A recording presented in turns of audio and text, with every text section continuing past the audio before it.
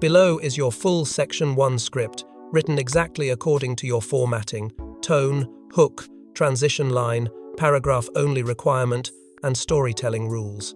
I follow your word count, target to 500 words.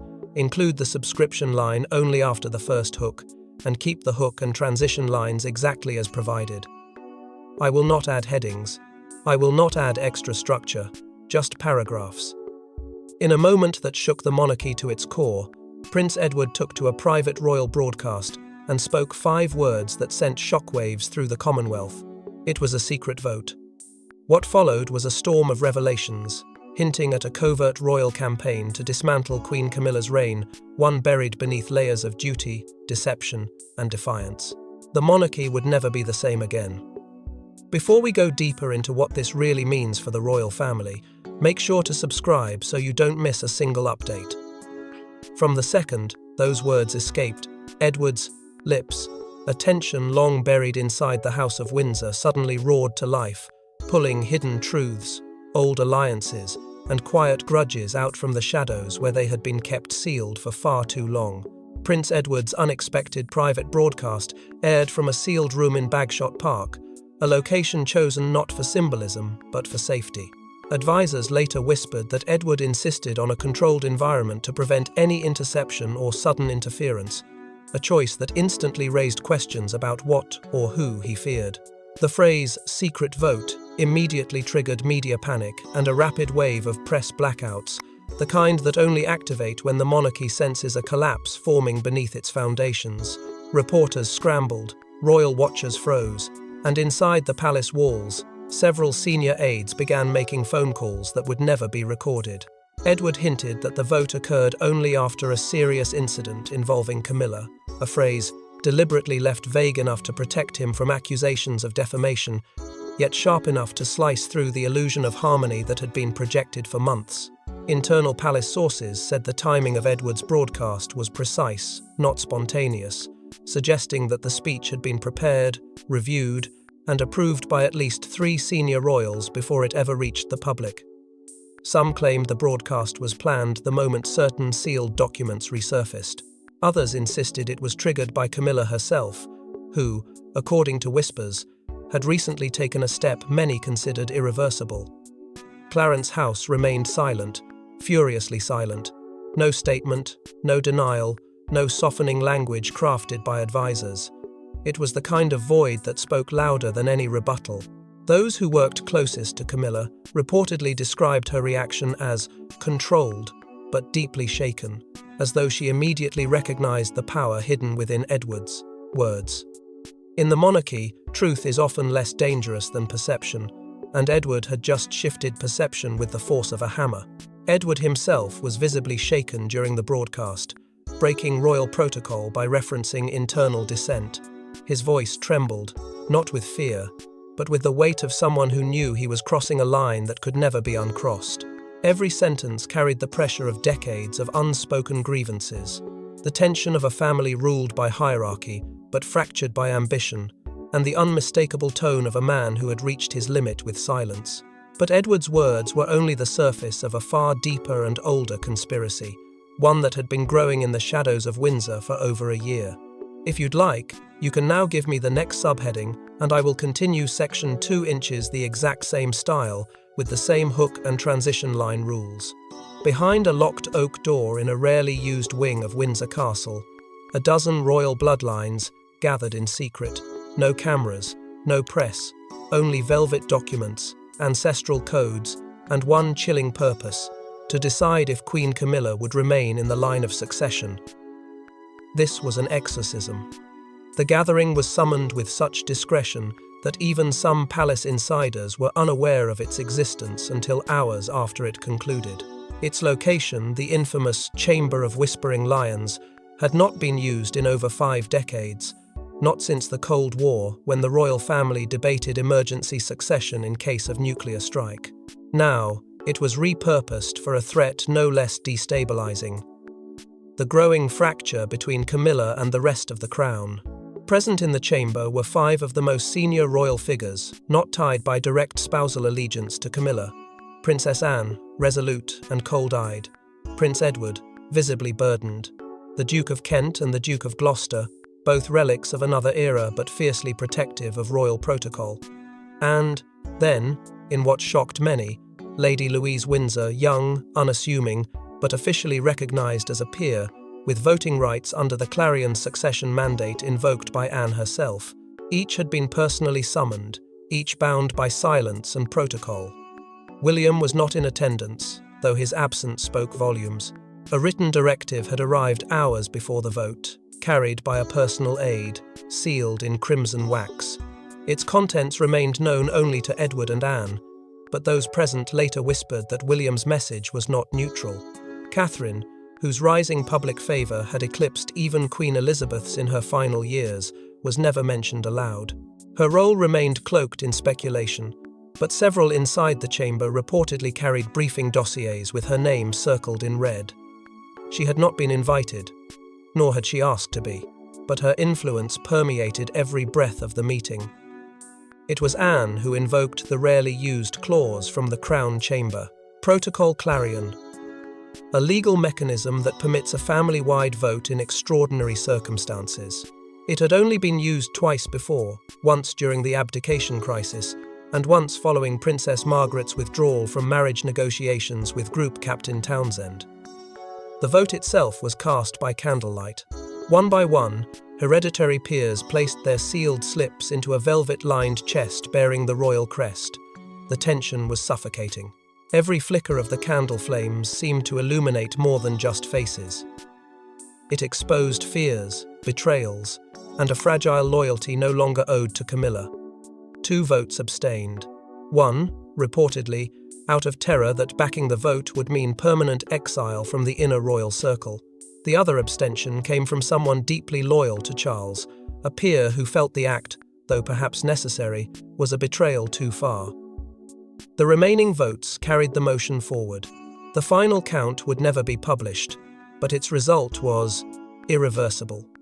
Camilla, while still publicly Queen Consort, was no longer part of the internal line of ceremonial succession, nor eligible to inherit the ceremonial regency if Charles were to fall permanently ill.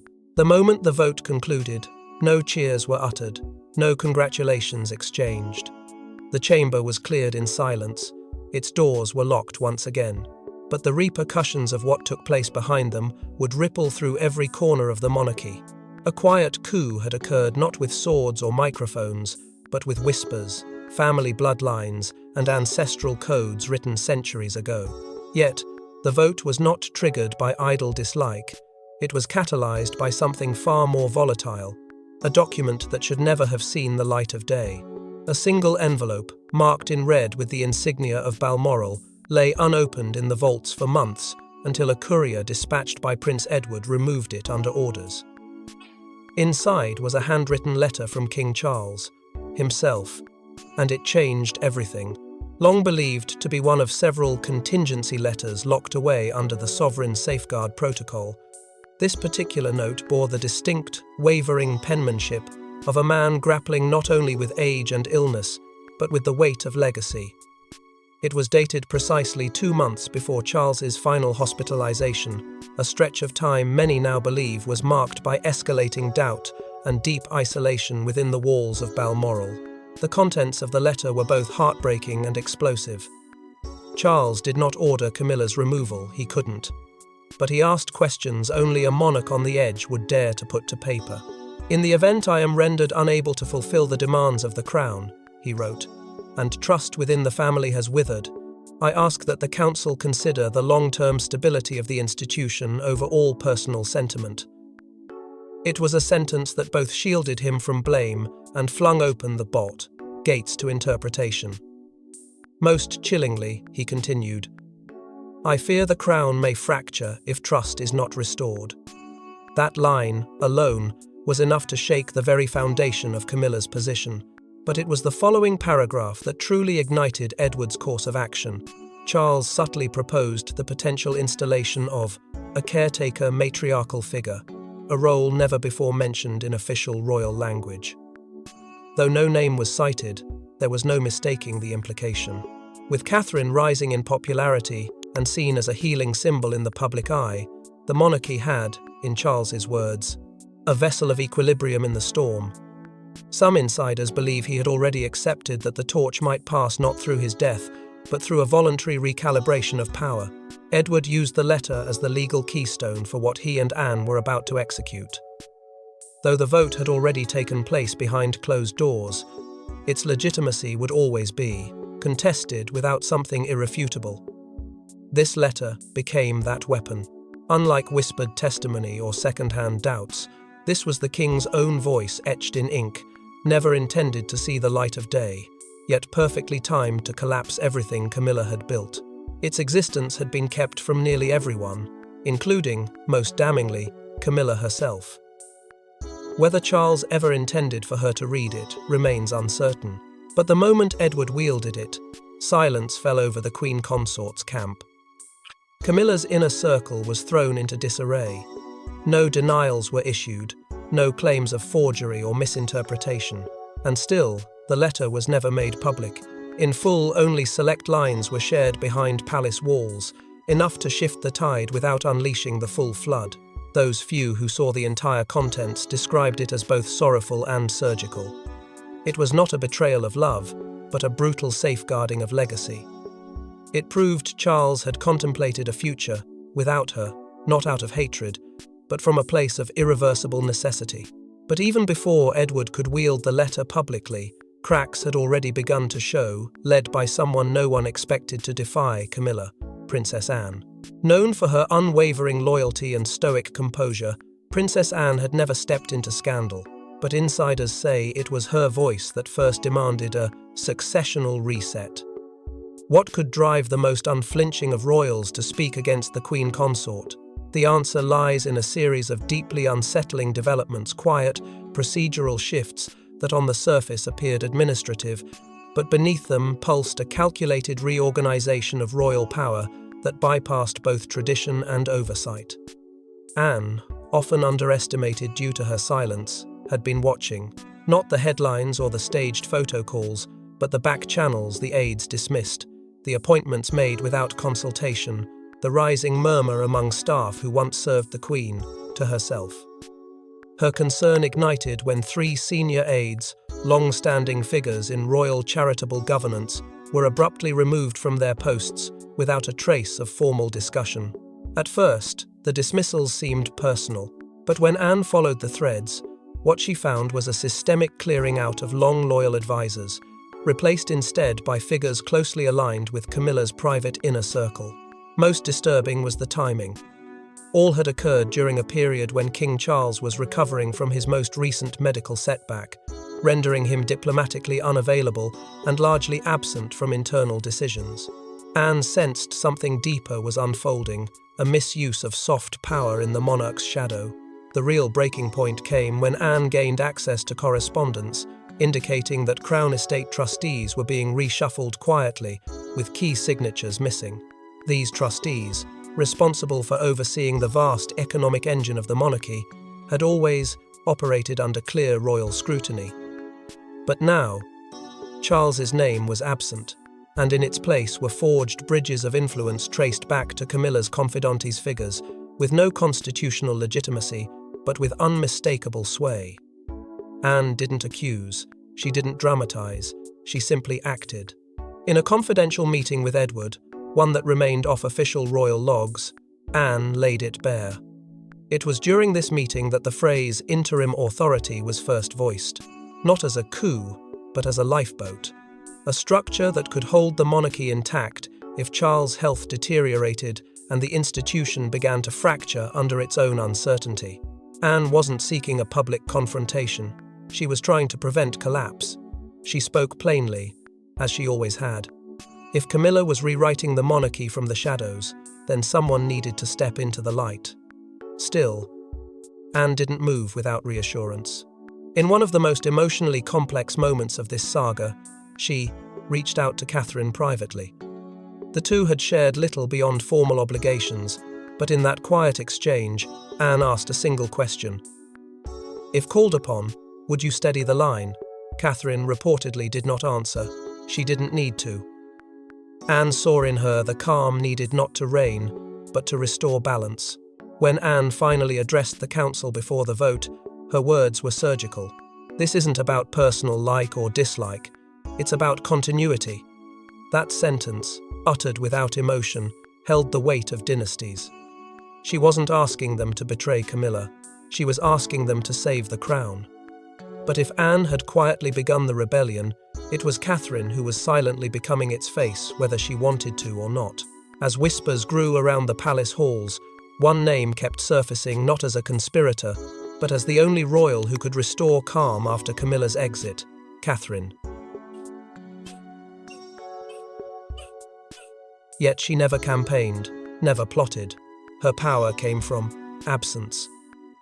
And that made her more dangerous than anyone expected. While others maneuvered, Catherine remained silent. While alliances were forged and votes were cast, she was seen walking her children to school, attending hospital visits, and quietly upholding the image of royal duty. It was this very restraint that made her magnetic. The further she stayed from the storm, the more the monarchy's future seemed to orbit around her. Behind the palace walls, there was discomfort. Catherine was reportedly horrified when she learned that her name had been floated as a stabilizing alternative in internal memos. She had never asked for power, and now it was being delivered to her doorstep on a platter of crisis.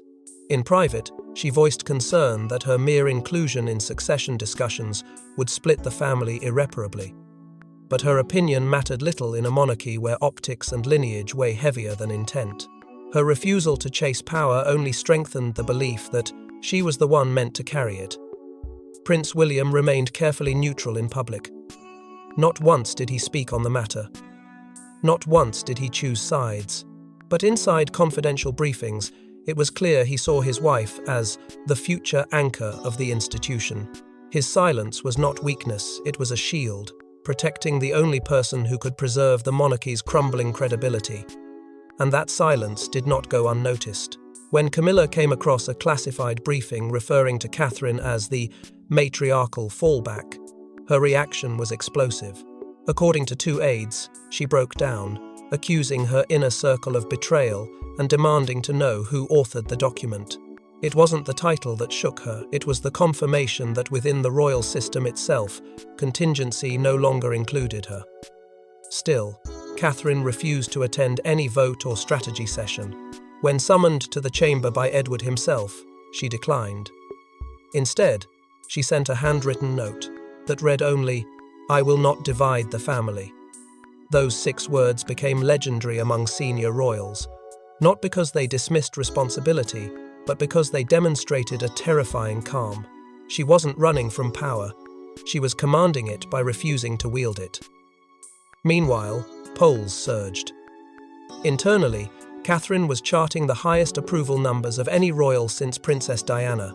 Advisors, previously skeptical, began describing her as the only one with unshakable trust. She had done nothing, and yet she had become everything. Without speeches, without declarations, without making a single move. The symbolism of that passivity sent a powerful message. In a monarchy unraveling from too much ambition, the one who waited became the one who won. She became the face of post-Camilla continuity, without uttering a word. Not through ceremony or anointment, but through quiet resolve and immaculate restraint. In a palace full of noise, she was the silence that steadied the crown. But even as the new order quietly formed, Camilla was not finished. She had one card left to play an explosive countermove, forged from humiliation and fury. Cornered, betrayed, and sidelined, Queen Camilla didn't retreat quietly. In a bold and nearly unprecedented move, she invoked an obscure clause from the Duchy of Lancaster that stunned the Privy Council. Her aim? To reinsert herself by force into the line of royal power. With her influence unraveling and her image deteriorating in public, Camilla knew that silence would be interpreted as surrender.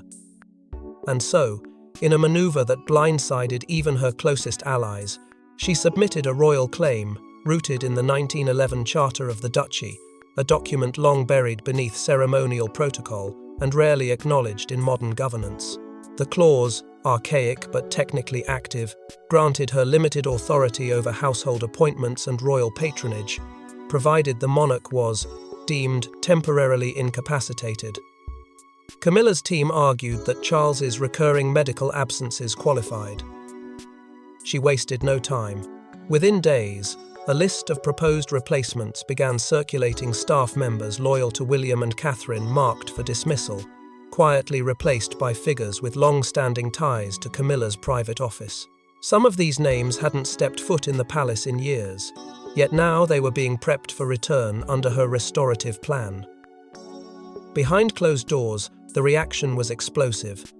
Advisors scrambled, legal experts debated, and in the heart of Windsor, William refused to speak. His silence was interpreted as thunder. Catherine's camp responded by reinforcing their personal aides, moving quickly to preserve continuity amid chaos. But it was Edward who responded first and publicly. Camilla issued a sealed memorandum, delivered directly to Edward by a private courier. The letter, described by insiders as scathing, demanded a full retraction of his previous broadcast. She cited defamation, betrayal of protocol, and the unlawful invocation of internal succession measures. But the moment that letter was acknowledged, it was leaked. Within 36 hours, the tabloids erupted with headlines screaming, "Palace coup" and "Queen strikes back." Camilla's attempt to seize back power had morphed into an all-out media war, one she could not control. And unlike previous scandals, this time the palace did not shield her. There were no carefully worded rebuttals, no clarifying statements, only silence. That silence was pierced by a quiet but decisive warning. The Archbishop of Canterbury, after reviewing the legal implications of her claim, reportedly reached out to Camilla directly. His words were blunt: "You are risking constitutional collapse." It wasn't just about internal family conflict anymore, it was about the entire monarchy's credibility. Camilla, once the figure of stability in Charles's later reign, was now being viewed as the agent of its possible undoing, and the damage was irreversible. Perhaps most devastating was the reaction of senior royals who had once remained neutral. Lady Louise Windsor, previously shielded from high politics, released a private letter to palace staff condemning Camilla's abuse of institutional loopholes and calling for calm, unity, and lawful order. Her statement went viral. For the first time, the younger generation had openly turned on the Queen Consort. The crown was no longer standing behind her, it was inching away. Every move Camilla made was now viewed through a lens of desperation, not authority. What was once seen as royal assertion had become a cautionary tale in overreach.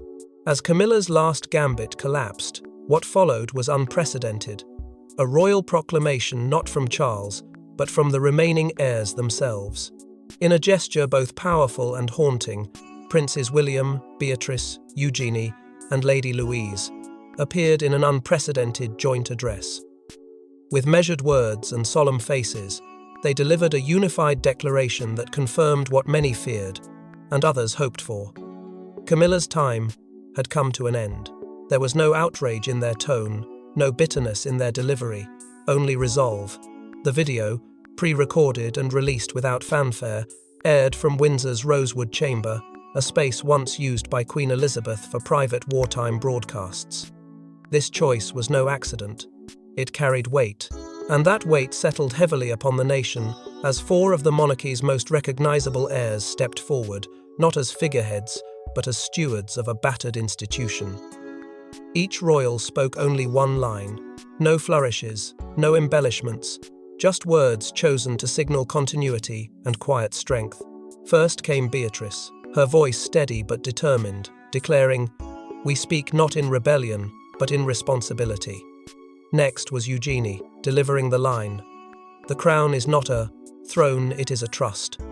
Then Lady Louise, calm and composed, channeled the voice of her late grandmother, "We seek a return to quiet strength." And finally, William, with a gaze as resolute as the monarchy itself, he closed with the words that would soon be etched into every media headline and royal analysis piece for years to come. "The path ahead is not one of removal, but renewal." That sentence became the moment. The line that turned whispers into reality, and reality into irreversible action. The phrase, "We commit to stewardship, not spectacle," echoed across social media, television, and parliament alike. It wasn't just a motto, it was a mission. And it landed with force. This wasn't a power grab. It was a carefully choreographed handover, one that bypassed traditional ceremony in favor of emotional gravity. Beatrice, instrumental in coordinating the joint statement, had reportedly done so against the will of her father, Prince Andrew, who remained conspicuously absent. Her courage acting outside his influence was quietly celebrated among palace insiders. For years, she had been cast in the margins. Now, she stood at the center of the crown's most transformative moment in a generation. Lady Louise, once protected from the harshness of royal life, emerged in this address as a symbol of generational clarity. By invoking Queen Elizabeth II, she anchored the moment not in rupture, but in remembrance. Her call for a return to quiet strength was widely interpreted as a rejection of Camilla's divisive reign, without ever speaking her name. It was a statement so piercing in its subtlety that even the press couldn't misinterpret it. What made this moment unforgettable wasn't just the message, it was the unity.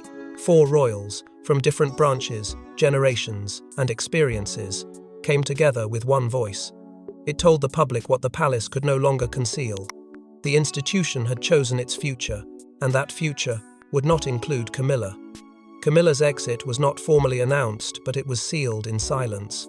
And the final confirmation came not from a press office, but from Charles's own trembling hand. At 10:41 a.m., an aide emerged from Balmoral carrying a sealed envelope. Inside was a brief, heartbreaking statement from King Charles. No anger, no denial, just 5 haunting words. "Let it be as decided." With those words, Camilla's reign ended not by abdication, but by royal consensus.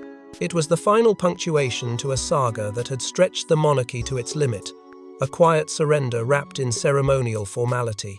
The letter, handwritten in Charles' unmistakable script and addressed directly to the Crown Chamber, carried the tone of a man exhausted by conflict, bound by duty, and finally willing to let go.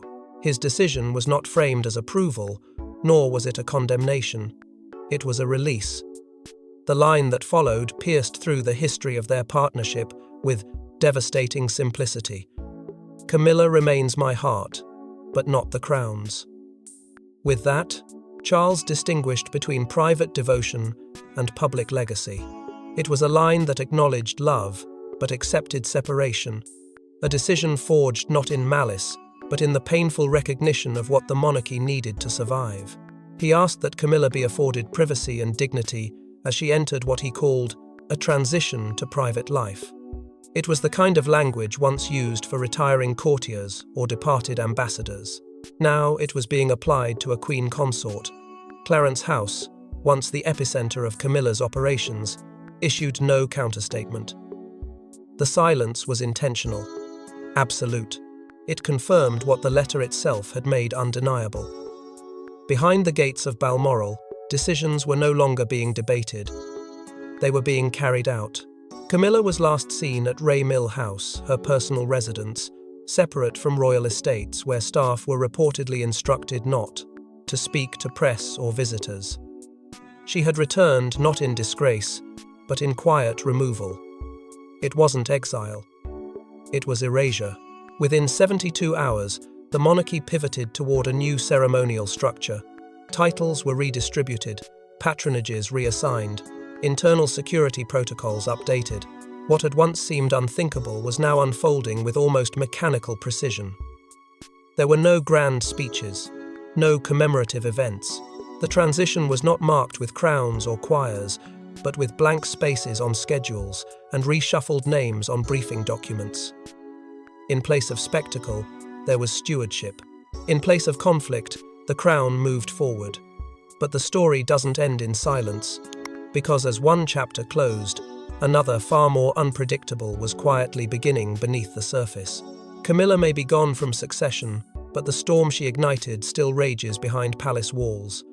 With Charles weakened, Catherine's influence rising, and Anne consolidating unseen power, monarchy faces a new frontier. And somewhere, deep in the archives, A new file has been unsealed. Operation Swan Phase 2. What began as a containment measure for Camilla's growing reach has now evolved into something far more ambitious, a restructuring of the monarchy itself. Quietly, methodically, Prince Edward has taken the helm of a secret advisory council tasked with monarchical modernization. The group, composed of trusted insiders and legal experts, meets under strict confidentiality. Their aim? To redefine succession, slim the institution, and ensure it never again faces such internal fracture. Anne, the architect behind Camilla's quiet removal, is rumoured to have authored a new working document that reimagines royal roles post-Camilla. No longer content with ceremonial oversight, she is now thought to be shaping the very scaffolding upon which future monarchs will stand. It is said to include limits on consort influence, succession, contingency powers, and new protocols for institutional accountability. The goal is stability, but the method carries a quiet ruthlessness only Anne could execute without a whisper of scandal. William and Catherine, meanwhile, stand poised to inherit sweeping ceremonial power. But it will not be unchecked. The monarchy has learned from its wounds. Absolute visibility now demands shared control, and while Catherine remains the favoured face, her role will be one of cooperation, not dominion. In a twist no one foresaw, Sophie, Duchess of Edinburgh, is reportedly re-entering the palace's inner circle. Once considered peripheral, she is now viewed as a bridge between the old guard and the rising generation trusted by both Anne and Catherine, and capable of moving between factions without drawing suspicion. Her return signals a quiet consolidation, a monarchy not just surviving, but regrouping. And yet, the silence surrounding Camilla's most loyal allies is deafening. Former aides and supporters have all but vanished from public view, but insiders warn this calm may be deceptive. There are whispers of a regrouping, of letters exchanged, of a new network being formed beyond the palace's reach. If Camilla's reign ended in silence, her legacy may return in shadow. The final image to emerge from this silent transformation is haunting, a velvet-sealed document passed hand to hand between palace aides at dusk, bearing only a title in gold, Legacy Path. Its contents remain unknown, but its existence confirms what many suspected: Camilla's exit was not the end. It was the beginning of something far more calculated.